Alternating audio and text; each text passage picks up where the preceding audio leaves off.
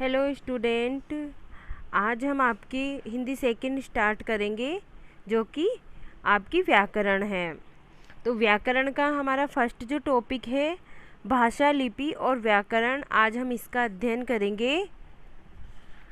तो बच्चों, हम अपने भाव और विचार मुख्य रूप से लिखकर या बोलकर दूसरों तक पहुंचाते हैं और दूसरों के भाव और विचार सुनकर या पढ़कर भी हम समझते हैं। जैसे कि रमा पत्र लिख रही है और नेताजी भाषण दे रहे हैं, बच्चे कहानी सुन रहे हैं और आदित्य पुस्तक पढ़ रहा है। तो विचारों या भावों को व्यक्त करने का एक और भी ढंग होता है, वो है संकेत द्वारा। जैसे कि छोटे बच्चे होते हैं, वो संकेत द्वारा पानी मांगते हैं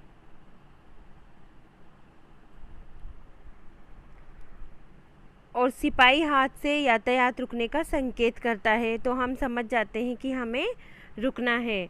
तो जब बच्चा पानी मांगता है तो माँ ये समझ जाती है कि उसको पानी पीना है।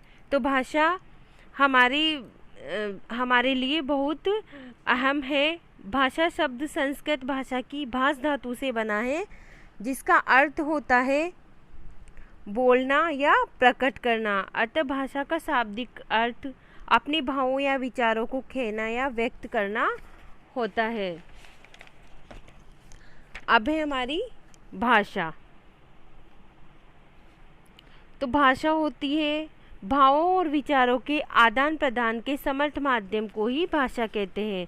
जब हम अपने भाव और विचार दूसरों के सामने प्रकट करते हैं और दूसरों के भाव और विचार हम ग्रहण करते हैं, तो इसी को हम भाषा कहते हैं। भाषा के मुख्य रूप से तीन भेद होते हैं। तो इसमें प्रथम होता है मौखिक भाषा, लिखित भाषा और सांकेतिक भाषा। तो बच्चों, सबसे प्रथम हमारे आती है मौखिक भाषा।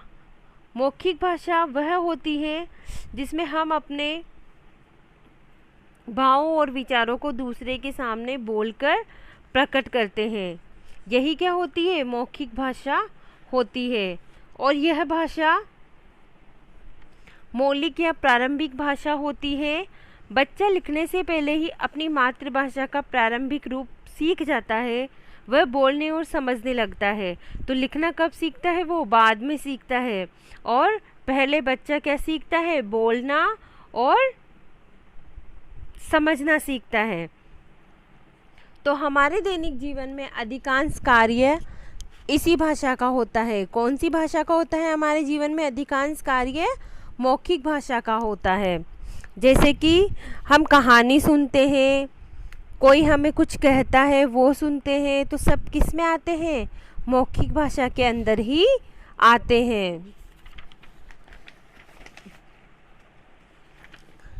दूसरी है हमारे लिखित भाषा। तो लिखित भाषा बच्चों वो होती है जब हम अपने भाव और विचार दूसरों के सामने लिखकर प्रकट करते हैं। तो वो कौन सी भाषा होती है? लिखित भाषा होती है। और इसे सीखने के लिए हमें प्रयत्न करना पड़ता है। लिखित भाषा स्थायी होती है। जैसे कि पत्र लिखना या निबंध लिखना, ये सब किस में आते हैं? लिखित भाषा में आते हैं। या अपनी बात जब कोई बोल नहीं सकता, जैसे कि कोई गूंगा है, वो बोल नहीं सकता, तो वो अपनी भाषा को वो किस तरीके से अपने भाव और विचारों को प्रकट करेगा? हमारे सामने लिखकर। वो हमें लिखकर समझाएगा कि उसको क्या चाहिए या उसको क्या ज़रूरत है। नेक्स्ट है हमारे सांकेतिक भाषा।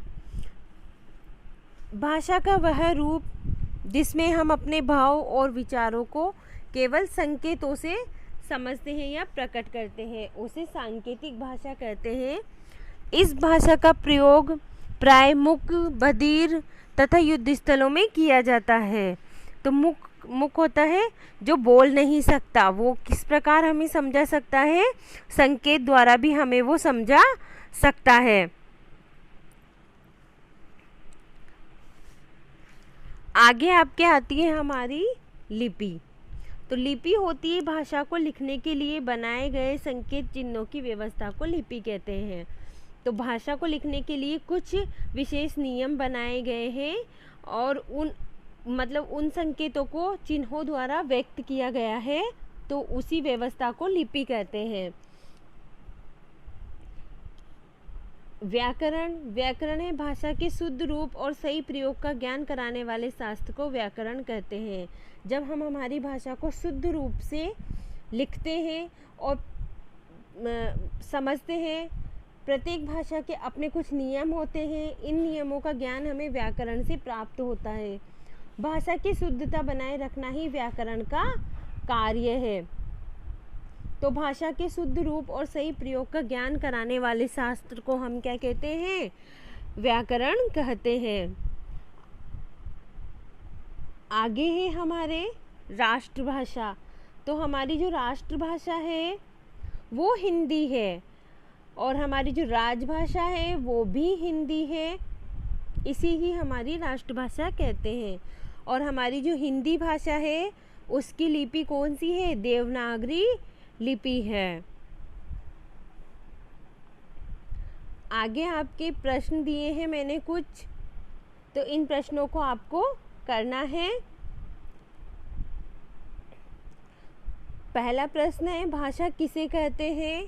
भाषा किसे कहते हैं ये मैंने आपको समझा दिया था अभी। तो भाषा किसे कहते हैं ये आपको करना है। नेक्स्ट क्वेश्चन है आपके, भाषा के कितने भेद होते हैं? ये भी मैंने आपको बता दिया। और उन भाषा के जितने भेद होते हैं उनके नाम भी साथ में आपको लिखना है। और हमारी हिंदी भाषा की लिपि का क्या नाम है वो भी आपको लिखना है। नेक्स्ट क्वेश्चन है, लिखित भाषा किसे कहते हैं? तो ये इसका आंसर भी आपको लिखना है। हिंदी सेकंड की आपको नोटबुक बनानी है अलग से, उसके अंदर आपको इन प्रश्नों के उत्तर लिखने हैं। Thank you, bye student.